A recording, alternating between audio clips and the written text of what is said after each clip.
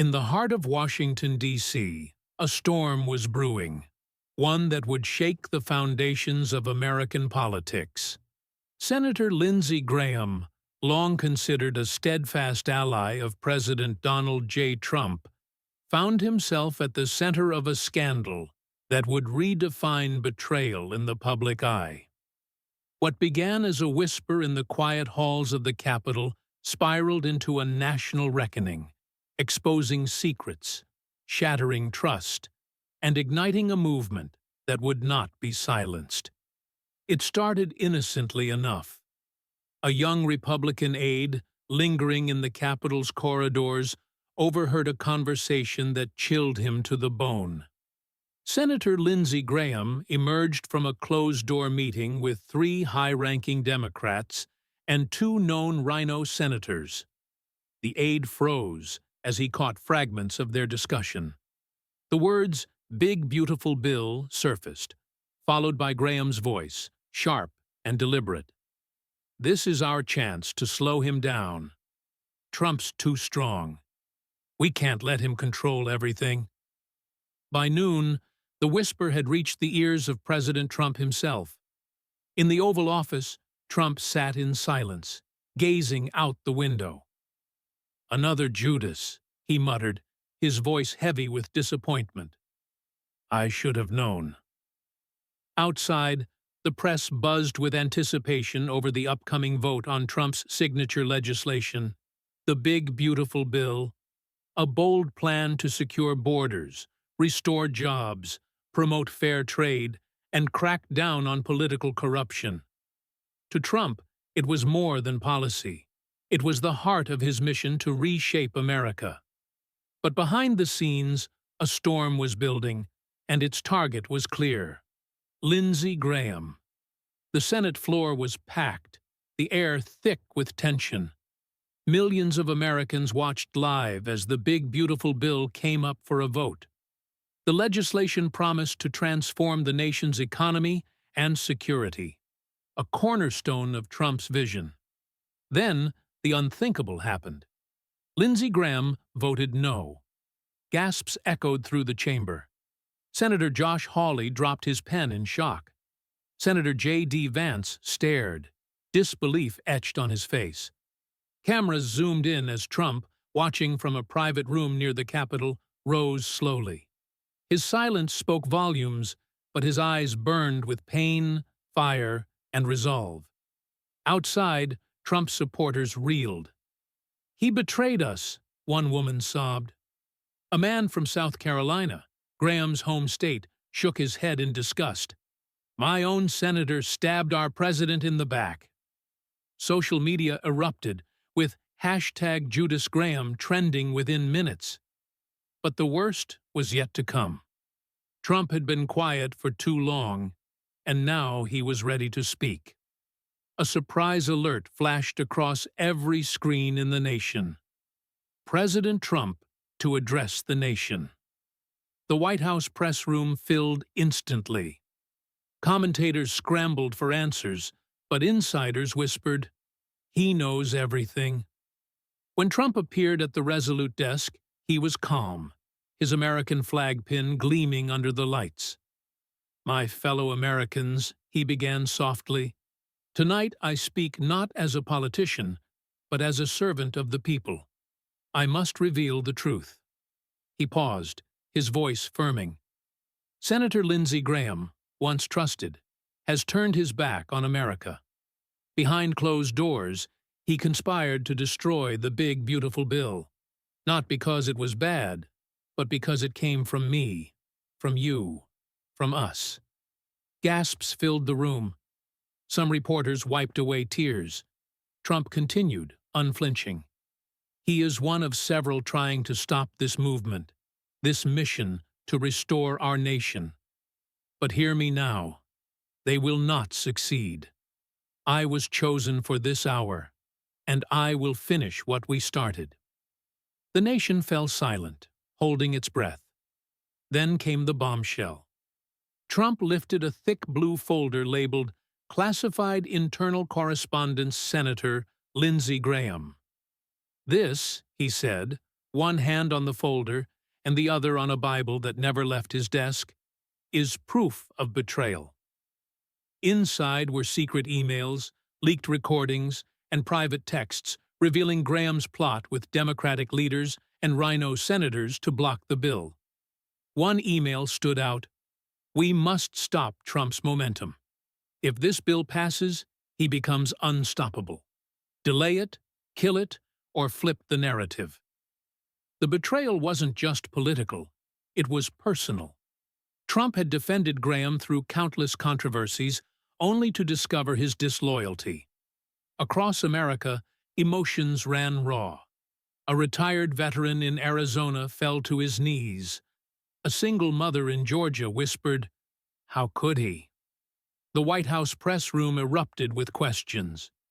"Mr. President, are you saying Lindsey Graham committed treason?" a reporter shouted. Trump's response was measured but piercing.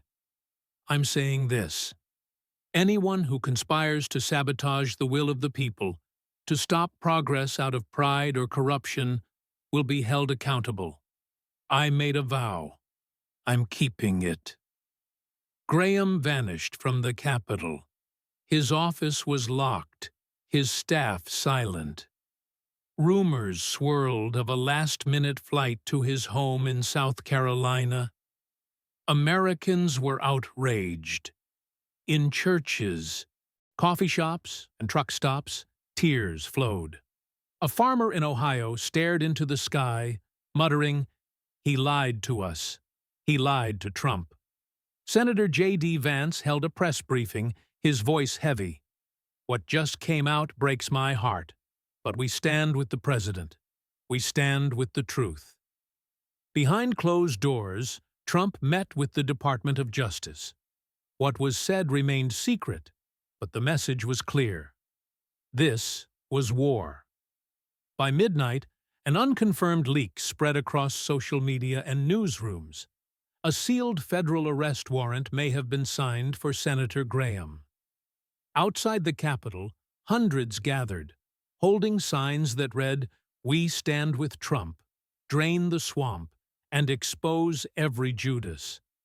In the Oval Office, Trump stood with General Michael Flynn and his legal team. "The people need to see that justice still lives in this country," he told his chief of staff. "No more secrets. It's time to let the light in." A sealed DOJ folder contained damning evidence, testimony from a former Graham aide who confessed under oath that the senator had sold out the bill for power, promises, and personal gain. But the most explosive revelation came from an unlikely source. A Capitol janitor found an unattended USB drive near the Senate briefing room. Curious, he opened the files and discovered a blurry video of Graham speaking secretly with two Democratic leaders and a Rhino senator. The camera, hidden in a table lamp, captured grainy but unmistakable audio. "Trump's too loud, too strong. If this bill passes, we're finished. We don't just stop the bill, we stop him. Whatever it takes." The janitor, trembling, uploaded the clip anonymously. Within minutes, it spread like wildfire. By morning, the Lindsey leak was everywhere. At a diner in Wisconsin, a war veteran crushed his coffee cup in anger. A teacher in Tennessee called it the saddest thing I've ever seen in politics. In an Alabama church, a pastor whispered, "God chose Trump for a reason, and the devils are showing their faces." In the West Wing chapel, Trump sat alone, clutching a small Bible from his childhood. His hands trembled as he turned the pages. "I trusted him like a brother," he said, speaking not to the cameras, but to God. "I defended him when others turned away. And this is what he gave back: betrayal." He paused, then stood, his voice steady. "Lord, if this is the storm I must walk through, give me the strength to protect these people." Outside, crowds gathered at the White House gates, peaceful but heartbroken. Mothers, veterans, Truck drivers and children held candles and prayed. They didn't chant or riot. They believed. This wasn't about a bill anymore. It was spiritual. The Department of Justice broke its silence. Attorney General Mark Meadows stepped before the cameras, his face grim. The DOJ confirms an investigation into Senator Lindsey Graham for conspiracy, obstruction of federal process, and breach of public trust. A warrant has been approved and sealed. The room exploded with questions. Meadows dropped another bombshell. We possess testimony from a former aide, financial records, and recorded communications between Senator Graham and hostile foreign lobbyists. A reporter shouted, "Foreign?" Meadows nodded. "We will not name the nation at this time, but this is a matter of national security." Graham remained missing. The nation held its breath. Thousands gathered outside the White House, praying, holding Bibles and American flags, whispering Trump's name. Inside, Trump watched from a window, his eyes filled with pain. "This isn't about me," he told his son Barron quietly. "It's about them. They believe, and that's why I have to finish this." Barron nodded. "They know you're fighting for them. That's why they're here." Trump's voice cracked. "I trusted Lindsey. I called him a friend. And now he wants to destroy our hope." But as crowds sang "God Bless America," Trump smiled for the first time in days. A call came to the White House, traced to a private estate in Charleston, South Carolina, Graham's retreat. Trump took it on speaker, surrounded by Secret Service, Flynn, and Meadows. Graham's voice was shaky. "Mr. President, this is getting out of hand. Maybe we can talk this through, man to man." Trump's tone was ice cold. "We didn't both say anything. You lied. You sold us out. You betrayed the movement." Graham stammered, but Trump cut him off. "Turn yourself in, Lindsey. If you believe in justice, face the truth like a man." The line went dead. Even Trump's toughest aides wiped away tears. The movement exploded. In Tulsa, veterans marched with signs. "Trump stands, we stand." In Detroit, a mother sobbed to a news camera. "He gave us hope," and they tried to break him from the inside. 17 states filed symbolic petitions demanding Graham's resignation.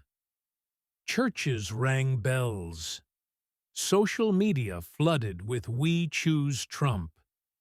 Investigators uncovered a money trail linking Graham's staff to offshore accounts, lobbyist payments, and secret contracts. The betrayal ran deeper than anyone imagined. Trump posted on Truth Social, "America deserves the truth." Tonight, 8 p.m. live. The nation braced itself. Families canceled plans, and millions gathered around screens. Trump walked to the podium, holding the Constitution and a letter from a grieving Iowa mother whose son died in war. "This betrayal isn't just against me," he said, his voice cracking.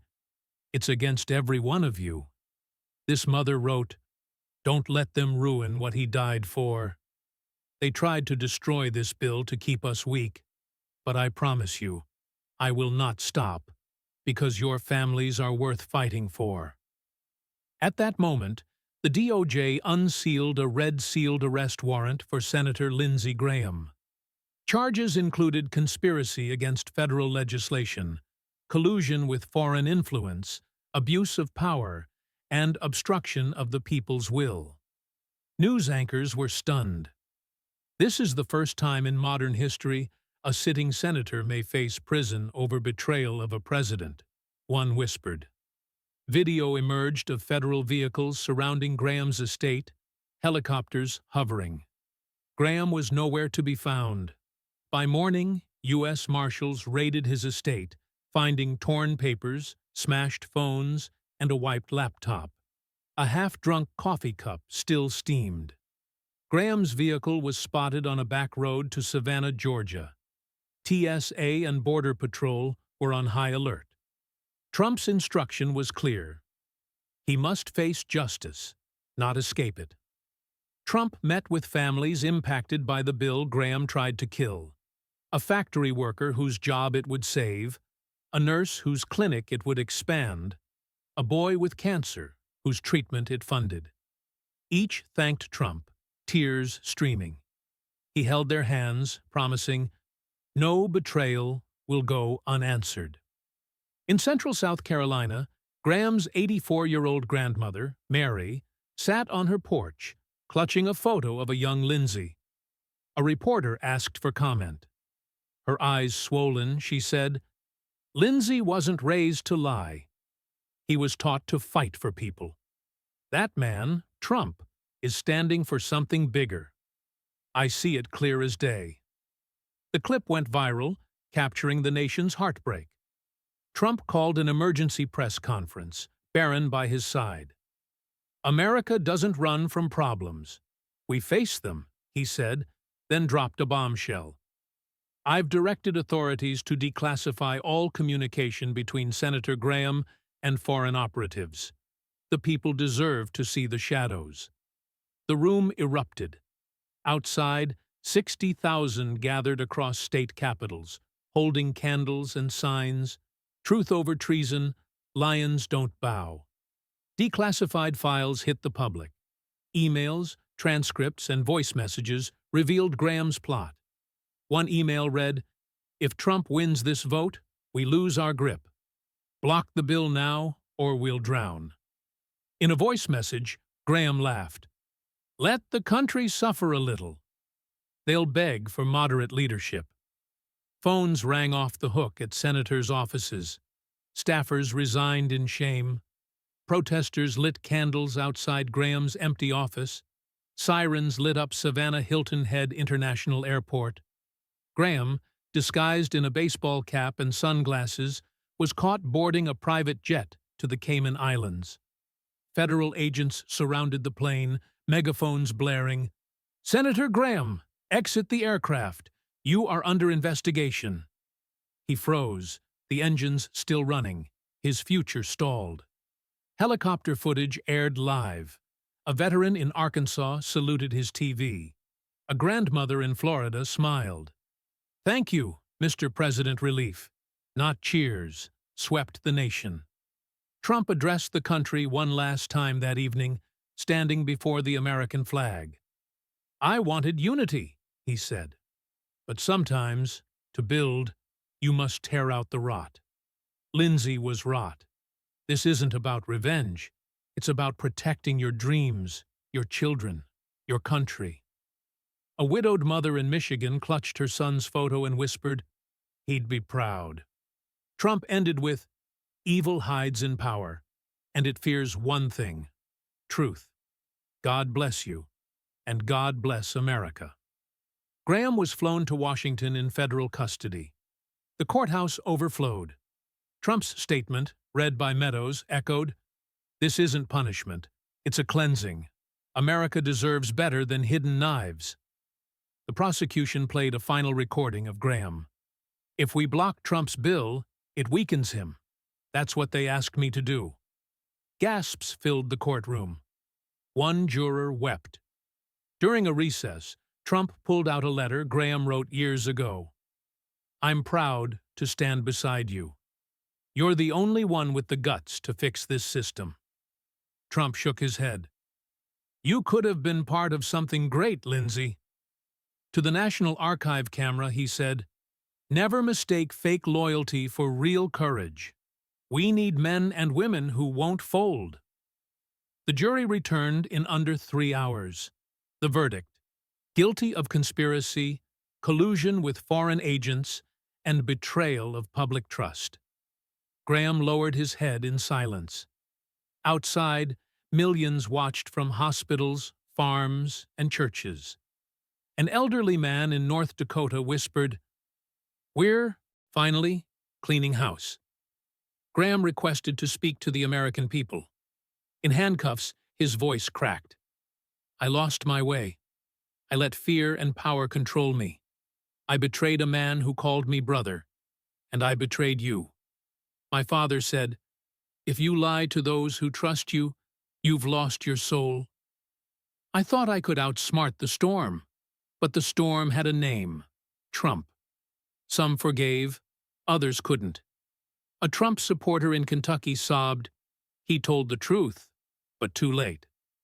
Trump reintroduced the big beautiful bill, stronger and backed by millions. Farmers waved flags, workers held signs, veterans marched. Opposition crumbled, and Congress scheduled an emergency vote. The bill passed, 71 to 29. The chamber erupted. Reporters cried. Families danced. Trump walked to the center aisle, placed his hand over his heart, and nodded to the gallery. A mother in Oklahoma sobbed, he kept his promise, even when it broke his heart. On the South Lawn at sunrise, Trump stood alone, then joined by Barron, who handed him a hand-sewn flag from a Montana family with a note. Thank you for not giving up. Trump closed the box. We didn't just pass a bill. We exposed the darkness. We showed America what truth looks like. In a final interview from Federal Holding, Graham looked hollow. Do you regret it? The reporter asked. Every second, he replied. I betrayed a man who never gave up on the people, even when I stabbed him in the back. Even Trump's critics paused. A former Democrat congresswoman tweeted, maybe he was sent for this moment. Trump signed the bill into law, surrounded by veterans, farmers, teachers, and children. No lobbyists, just the people. We faced betrayal, he said, hand on the Bible, but we stood together, and now we rise together. Bells rang, flags waved, strangers hugged. America had healed. The lion had roared. The light had returned.